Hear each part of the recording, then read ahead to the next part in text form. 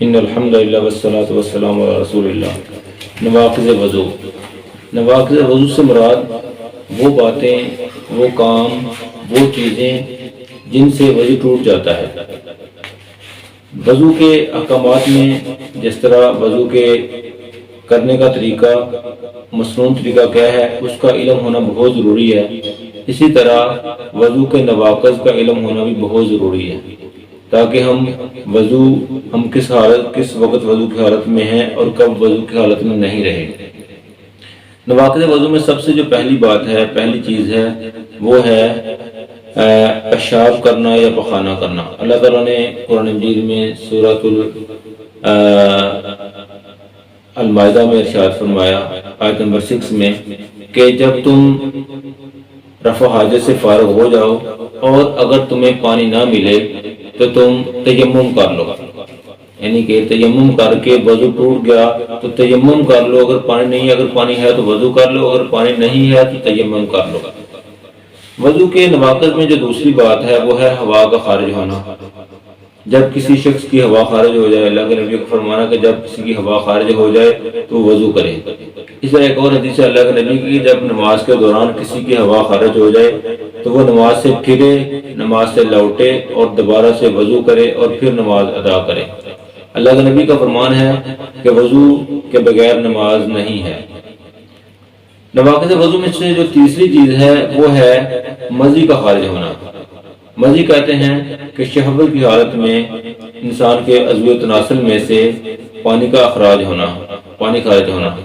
اگر کسی کی مضی خارج ہوتی ہے تو اللہ کے نبی صلی اللہ علیہ وسلم نے فرمایا کہ وہ وضو کرے اور اس وضو میں اس پر استنجا کرنا بھی واجب ہے، اور وہ جو مضی کا پانی ہے اس پانی کی جگہ پر چھینٹے مارنے، اور چھینٹے مارنا ہی کافی ہے اس کے لیے، اس کو زیادہ اہتمام سے دھونے کی ضرورت نہیں ہے۔ اللہ کے نبی صلی اللہ علیہ وسلم سے حضرت علی رضی اللہ تعالی عنہ نے حضرت مقداد کے ذریعے پوچھوایا کہ حضرت علی فرماتے ہیں کہ میں بہت زیادہ مضی والا انسان تھا، اور چونکہ اللہ کے نبی صلی اللہ علیہ وسلم کی بیٹی حضرت فاطمہ رضی اللہ تعالی عنہ میرے نکاح میں تھیں، تو حضرت علی فرماتے ہیں کہ میں نے حضرت مقداد کے ذریعے پوچھوایا، تو حضرت مقداد نے جب پوچھا تو اللہ کے نبی نے فرمایا کہ مضی کے بعد وضو ہے، اور وضو جو ہے اس کے بعد پہلے استنجا ہے، استنجا کے دوران اپنا عضو تناسل دھونا ہے، پھر نماز کی طرح کا وضو کرنا ہے، اور اس کے بعد جس جگہ پر وہ پانی لگا ہے وہاں پر پانی کی چھینٹے مارنے ہیں۔ اسی طرح ودی جو ہے، ودی سے بھی وضو ٹوٹ جاتا ہے۔ ودی اس پانی کو کہتے ہیں کہ جو پیشاب سے پہلے یا پیشاب کے بعد جو ہے وہ عضو تناسل سے خارج ہوتا ہے۔ تو ودی اور مضی کے ایک جیسے احکامات ہیں۔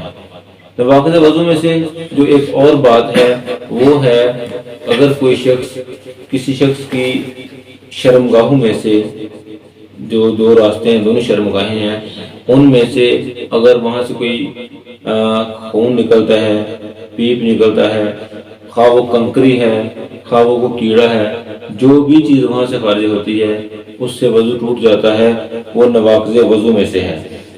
اسی طرح استحاضہ جو ہے اس سے بھی وضو ٹوٹ جاتا ہے۔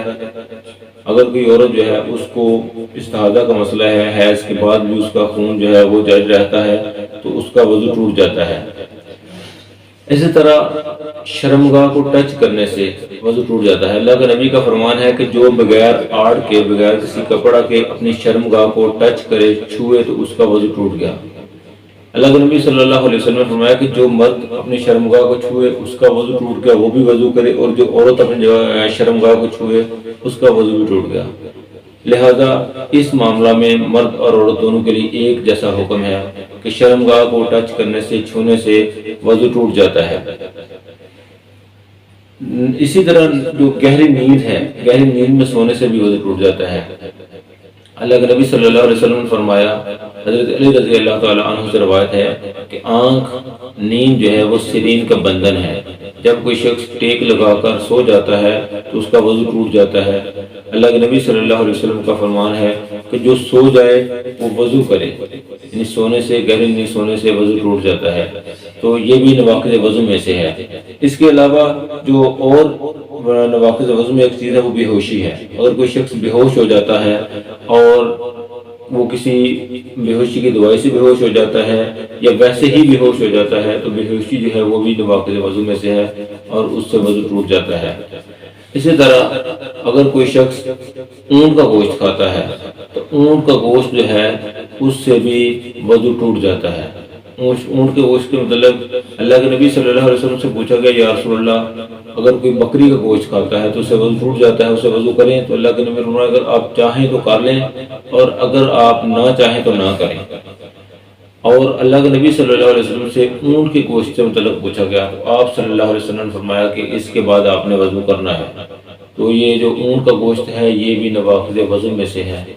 اس کے علاوہ کچھ ایسی چیزیں پائی جاتی ہیں، ایسی تصورات ہیں کہ جو نواقض وضو میں سے نہیں ہیں لیکن معاشرے میں وہ نواقض وضو کے طور پر مشہور ہیں۔ مثلا ان میں ہے کہ اگر کسی شخص کو شک پڑ جاتا ہے تو اللہ کے نبی صلی اللہ علیہ وسلم کا فرمان ہے کہ جب کوئی اپنے ہوا کی آواز سونگے یا پھر اس کی بو پائے تو پھر مسجد سے نکلے، شک سے وضو نہیں ٹوٹتا۔ دوسری بات جو وضو ٹوٹنے والی ہے کہ عورت کو چھونے سے وضو ٹوٹ جاتا ہے۔ تو حضرت عائشہ صدیقہ رضی اللہ تعالیٰ عنہ فرماتی ہیں کہ اللہ کے نبی صلی اللہ علیہ وسلم نے اپنی ایک بیوی کو بوسہ دیا اور پھر وضو کے بغیر نماز پڑھی۔ یہ روایت حضرت عروہ سے مروی ہے۔ اسی طرح قے کرنے سے بھی وضو نہیں ٹوٹتا، قے کرنے سے تو بلکہ روزہ بھی نہیں ٹوٹتا۔ اللہ کے نبی صلی اللہ علیہ وسلم کا فرمان ہے کہ اگر کسی کو خود بخود قے آ جائے تو وہ روزے کی قضا ادا نہ کرے، اگر کوئی جان بوجھ کے قے کرتا ہے تو پھر اس کا روزے کی قضا ہے۔ اللہ کے نبی کا فرمان ہے کہ قے خود بخود آنے سے روزہ مت توڑو۔ تو قے آنے سے تو روزہ نہیں ٹوٹتا تو وضو کیسے ٹوٹتا ہے؟ اس طرح ایک یہ تصور بھی پایا جاتا ہے کہ جسم کے کسی اور حصے سے شرمگاہوں کے علاوہ جو خون ہے اس کے نکلنے سے وضو ٹوٹ جاتا ہے۔ تو اللہ کے نبی صلی اللہ علیہ وسلم کے صحابی حضرت عبداللہ ابن عمر رضی اللہ تعالیٰ عنہ نے اپنی پھنسی کو خوب نچوڑا اور اس میں سے خون نکلا اور آپ نے وضو نہیں کیا۔ اسی طرح ایک صحابی جو ہیں انہوں نے خون کی ابی بن اوفی رضی اللہ تعالیٰ عنہ نے اپنے منہ سے خون کی جو ہے نا خون تھوکا، خون کی پوری کلی کی تھوکا باہر اور نماز جاری رکھی۔ اسی طرح اللہ کے نبی صلی اللہ علیہ وسلم کے دو صحابہ جو اللہ کے نبی صلی اللہ علیہ وسلم کے لشکر کی حفاظت کر رہے تھے تو ان میں سے ایک صحابی جو ہیں وہ سو گئے اور ایک نے نماز پڑھنا شروع کر دی۔